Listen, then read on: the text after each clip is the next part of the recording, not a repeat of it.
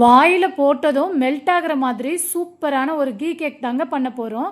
அதுக்கு ஒரு பவுலில் 1 கப் அளவுக்கு பவுடர் சுகர், 1 கப் அளவுக்கு நெய் சேர்த்து நல்லா க்ரீமியாக பீட் பண்ணிக்கோங்க.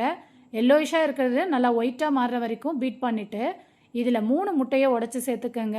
கூடவே ஒரு பிஞ்ச் போல் உப்பு, வாசனைக்கு 1 டீஸ்பூன் போல் வெனிலா எசன்ஸ் சேர்த்து மறுபடியும் நல்லா பீட் பண்ணிக்கோங்க.